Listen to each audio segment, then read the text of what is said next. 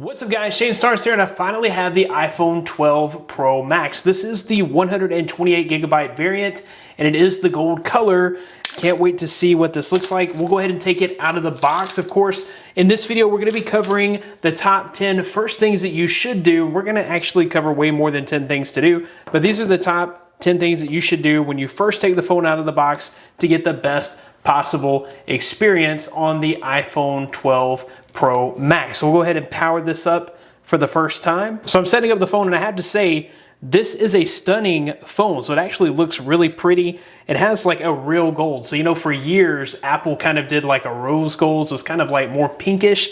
This is like a serious gold color. And I love the fact that we have this super shiny gold on the outside. I love that chrome gold look on the outside, kind of bringing us back to the old iPhone 4 days with the squared off design. I'm loving the way that this phone looks for sure. So the very next thing that you want to do once you have your phone all set up is you're going to want to protect this phone. So I would recommend a screen protector and a really good case. And of course, one of the cases that I'm going to recommend is a Supcase Unicorn Beetle Pro. So not only is this going to give you military standard drop protection, it also comes with its very own screen protector. Big shout outs to Supcase for sponsoring this video. Oh, and by the way, Supcase is actually giving away an iPhone 12 Pro Max and an iPhone 12 Mini. You can actually use my link in the description to get 100 instant entries into this contest. The giveaway does end November 30th, so you'll want to act fast on this. The Unicorn Beetle Pro here was certified by CNET for up to 20-foot drops, so you're not gonna have to worry about damaging your $1,200 phone if you have it in the Unicorn Beetle Pro. This specific case is made of shock absorbing TPU and unbending polycarbonate.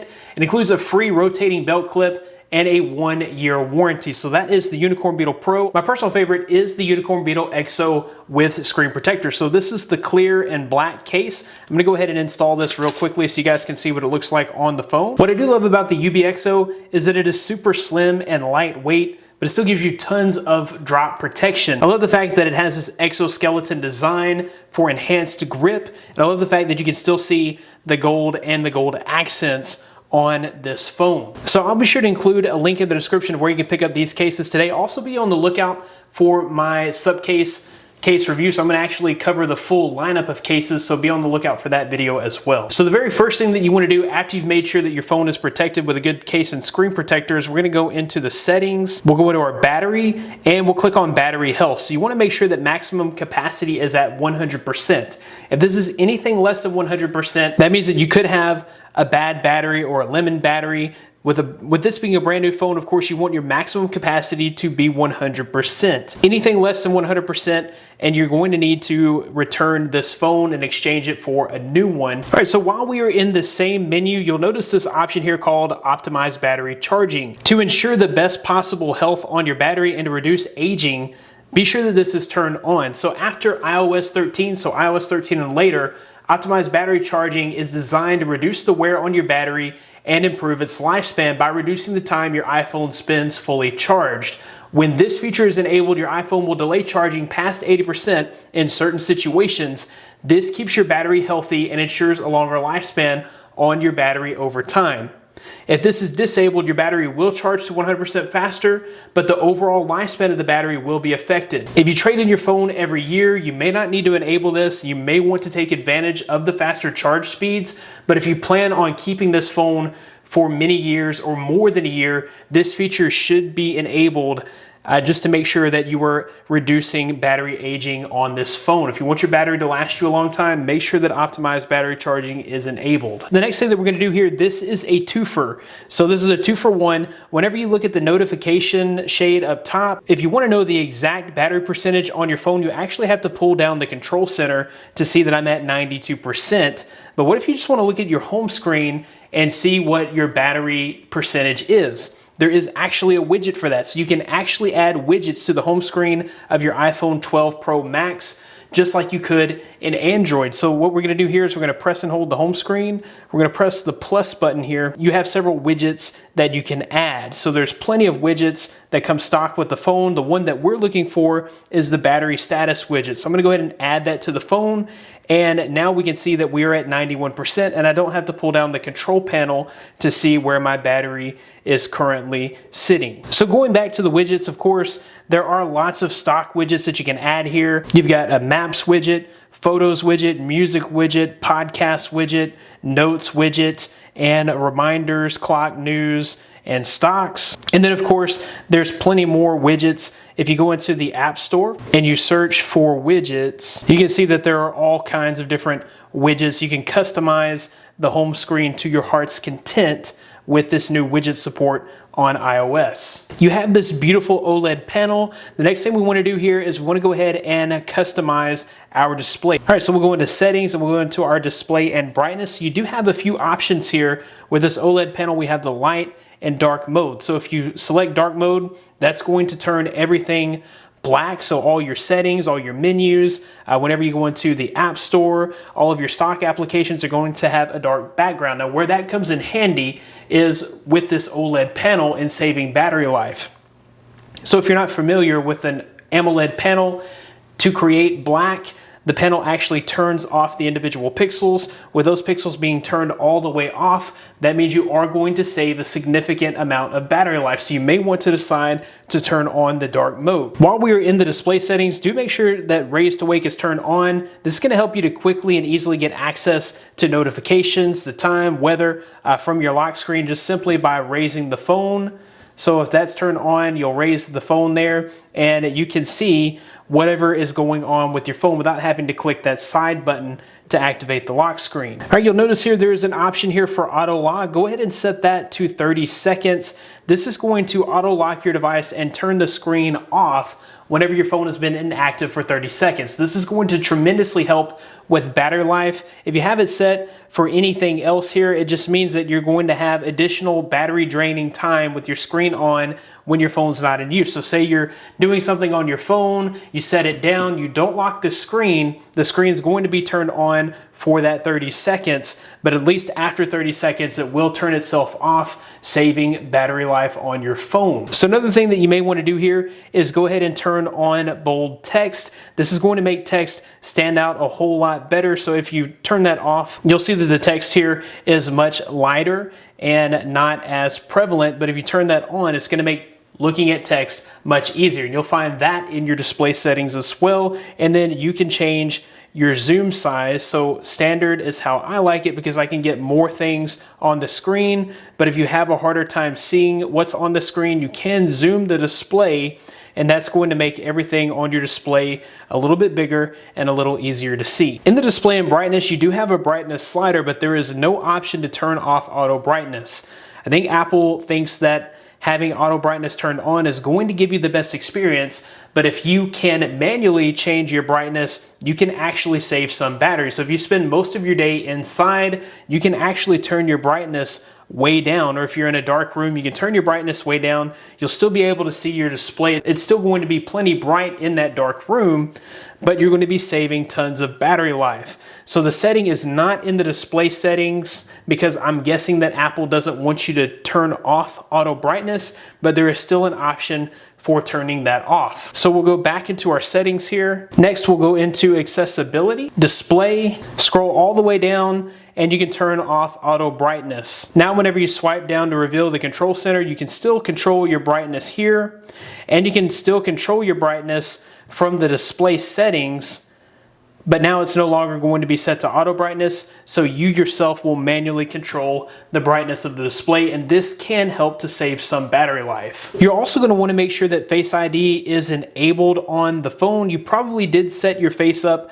during the initial settings, but there are some tweaks that you're probably going to want to make here. So we'll go to the Face ID and passcode. All right, make sure that all of these are turned on. So your iPhone unlock, iTunes and App Store, Apple Pay, and password autofill, turn all of those on. This is going to enable you to actually be able to use your face to access these features. So otherwise, if you needed to buy something from the App Store, you would have to put in your Apple ID password. That can be a pain. It's much easier just to use your face to unlock. The other thing that you definitely want to make sure that you have enabled here is the require attention for Face ID. So if you have this turned off, let's just say you fall asleep, anyone could grab this phone and hold it over your face. You don't have to be paying attention. It just has to see your face. So even if you're asleep, this phone can be unlocked. So where it may be beneficial to turn this off is if you're wearing some polarized sunglasses, and if you have the required attention turned off. Even with some sunglasses, you'll be able to use this